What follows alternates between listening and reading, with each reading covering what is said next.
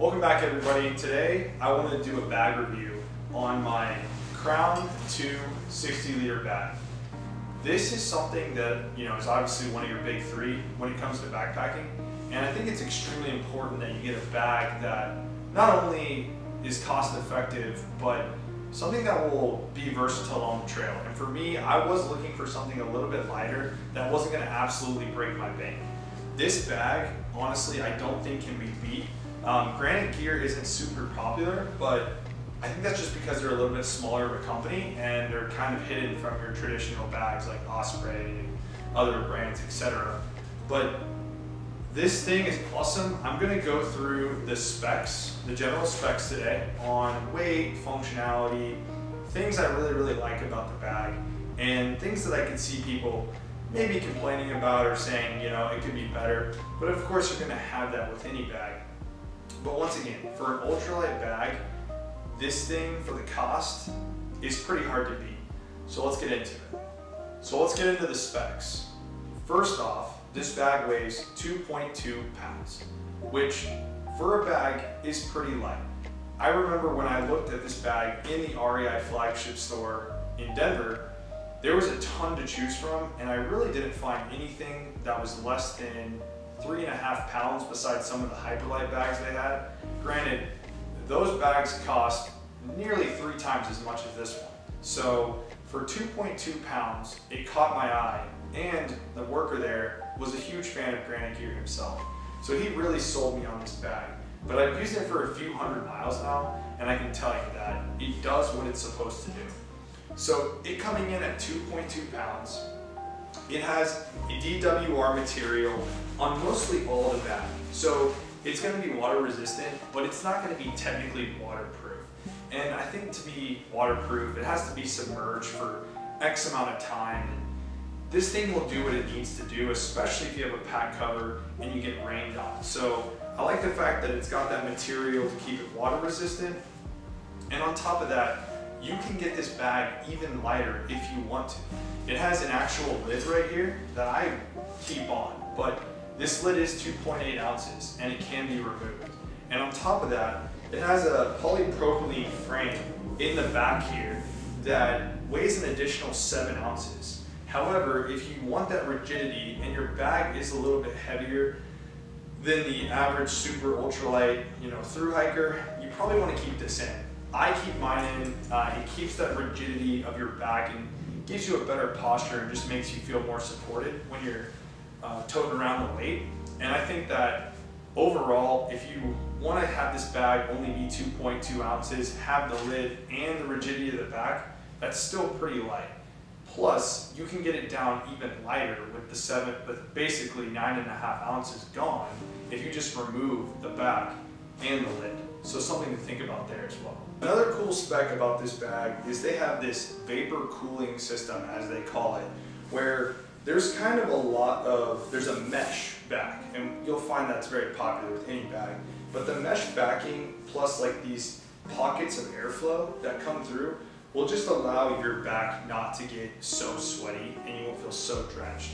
Personally, my back gets really sweaty on the trail no matter what. But if I'm wearing some sort of polyester or light clothing, when I take off my back will be dry within 10 to 15 minutes. So this really does work to keep your back a little bit cooler, because some of the other bags I've tried, my back gets so sweaty that it just starts rubbing and it gets uncomfortable and it can lead to rashes, etc. So I actually have noticed a difference with this, quote unquote vapor cooling technology.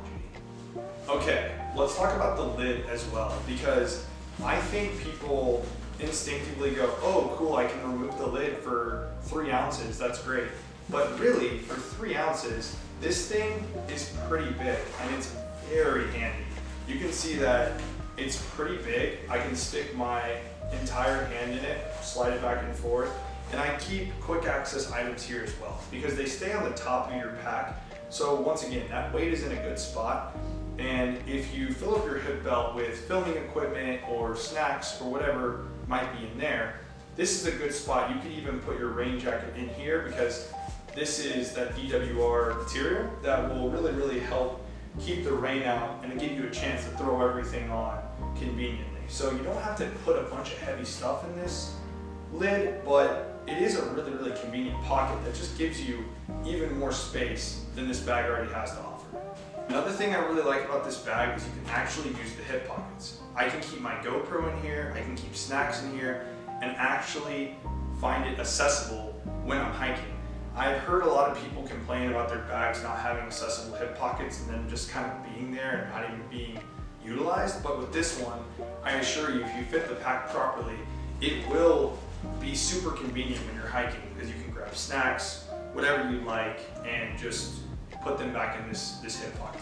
And there's a pretty good amount of room. I would say you could fit at least 2 larger iPhone Pluses in these hip pocket bags. Then if you move to the side, you have these 2 side pockets. These are also really great because I store my water in here. I usually have 2 smart water bottles, each a liter, and I can just pull them from my side. It's not as convenient as the hip pocket, but I can simply just reach back, grab them, refill water, or take a sip if I need be. If you move to the front, you can see that there is this massive mesh pocket. If I actually looked, it's about a foot long, and this is where I store a sun umbrella or a rain jacket, something that I need really, really quick access to, and I can just take my pack off, reach in really quickly, grab it out, and then I can tighten it down so I don't have to worry about anything being lost, especially with this strap up here. You can almost make this closed off to where you don't have to worry about anything flying out, even if the bag were to go, literally upside down.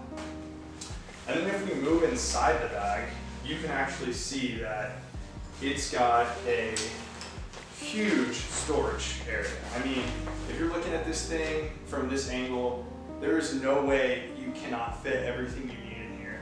I usually have so much extra room because I basically go sleeping bag at the bottom, tent in the middle, clothes in the room above the tent, and then I go miscellaneous, any items that I want really, really quick access to. It fits everything, and I pretty much end up rolling this all the way down, and you can see when it's actually compacted for a 60-liter bag, it's not that big at all. I think that people steer away from a 60-liter bag if they're really, really ultralight, simply because of the weight. But for how much room you get and support in this bag, it's really, really hard to beat. And it's better to have more room than less, because unless you know for a fact you have your gear so dialed in that you don't need 60 liters, it's always nice to have that little bit of extra room in case you're going on a trip where you might want to pack for some unforeseen circumstance. Inside, there's an actual zipper across the back that I can unzip, and I can actually stick a water bladder down in there and access my water as well. I think it could hold anywhere from 4 to 6 liters. You can even store more things behind the frame if you'd like. And I think that's a really cool feature that not all bags have, and this one does. So that's a pretty cool feature. I haven't personally used it because I haven't been on a trail where I need to carry that much extra water. But when I attempt the PCT in 2023, that is something that I might actually utilize. It could come in handy when you're just chugging along extra water. Plus that weight stays more to the center of your back, so you're hauling it in a more advantageous angle. Now, getting into some things I really, really like about the bag. So one, the padding on the actual straps is extremely comfortable. This was something when I had tried a few other bags on trips, I found my shoulders really, really hurting, and it could have been for me just being newer to backpacking and not knowing how to wear the pack. But with this, I never really feel any sort of tension on my shoulders. And the hip belt is actually adjustable as well. So no matter what size you are, if you're a little bit bigger like myself or you're a little bit skinnier, then you can adjust this hip belt to meet your needs. It's not like you're going to be stuck with one size on the hip belt and these straps are going to be all you've got. Now, that being said, it's extremely versatile. You can make this bag fit you in whatever way you need to. Granted, this is a long, so it's got a longer frame for a longer torso because I'm 6'3", but if you wanted to, this bag does come in different sizes, and it would probably even reduce the weight by 5 to 6 ounces, just being a smaller bag. So overall, this bag, you can find it for anywhere from 115 bucks to about $160. I have put hundreds of miles on it. You can see the bottom is still in great condition. It's a really, really thick material that doesn't wear, it doesn't even have any signs of fray or tear. And there's been no other points in which my bag has caught a tree limb or ripped. It really is made out of great material. None of the seams have come undone. And I can see this bag easily lasting you one of the big 3. Or if you're just a backpacker that goes out for fun on weekends, this thing would last you a really, really long time. So for the price and for all of this storage with the side pockets, the hip belts, the extra water storage, lid, and it weighing 2.2 ounces, I mean, if you know of a better bag, please put it in the comments below, because I've even tried to keep up with bags and I've wanted to upgrade my bag, but I haven't really seen the point, because this thing weighs so little, and I can even get it lighter if I want to, on a level with Hyperlight and some of the most popular ultralight bags, and it gives me 60 liters of space. So overall, I really, really love this bag. I'm going to continue using it all season, and I'm going to put another, 500, 600 miles on it this backpacking season. So I'll keep you updated on it, but really, if you're looking for a budget option that's still really high quality, this is the bag, I promise you. I couldn't recommend it enough. Yeah. So finally, let's talk about some possible cons of this bag.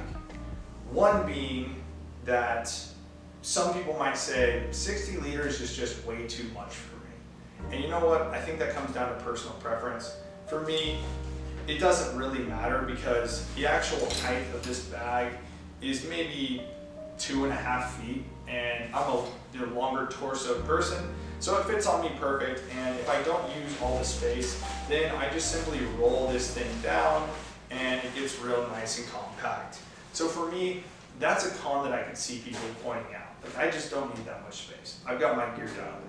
Well, if that's the case, awesome, but that's just one of the things that I can see people not liking about this bag. Is it just having too much literal surface area? Another con is that this pocket in the back that you might be using for quick storage items is just a thin little mesh. It's not this DWR, water resistant material. So if you are carrying stuff in here and you don't have a pack cover, for whatever reason, you have to be willing to let that stuff get wet. So it's not a great place for electronics or anything like that. But once again, I don't use it for that. I use it for a sun umbrella, sometimes my trekking poles, and anything else that I just want to conveniently grab out. And if you want to have electronics and other things protected, you can always resort to the lid above, because that's going to be completely sealed in this water resistant material, and it's going to stay dry. Unless it just starts torrential, a torrential downpour, then you probably want to just move this stuff to a plastic bag or whatever you have inside of your bag to protect it. But I can see that being another con that people complain about, that this main storage compartment isn't necessarily protected from the elements if you were caught off guard in the mountains or whatever it might be. And I guess, con number 3 would be that some people might argue that this bag just, isn't light enough. To be honest, if you are a recreational backpacker, once again, I think this thing is perfect. It's already super light. You can carry up to 35 pounds, and it's going to just have that rigidity at the back where you feel like you're toting the weight properly. It sits well on your body and feels good. But I could see people who are more into an ultralight setup and more of a minimalist setup going, this bag's overkill, I don't need this. And I don't even really think you could consider that a con. I'm just trying to appeal to all perspectives and understand that, yeah, this might not be the best fit for you, but I think for 90% of people who enjoy backpacking, this thing for the price and the utility is something that you can't beat. All right, everyone, if you enjoyed this quick review of the Crown2 60-liter pack, then considering dropping a like or subscribing to the channel. I won't have any new hiking footage. I thought about editing some previous loops that I did last summer, but I'm going to start the Colorado Trail series here in early May. It's actually been really, really warm here. I'm going to be able to get out earlier than expected.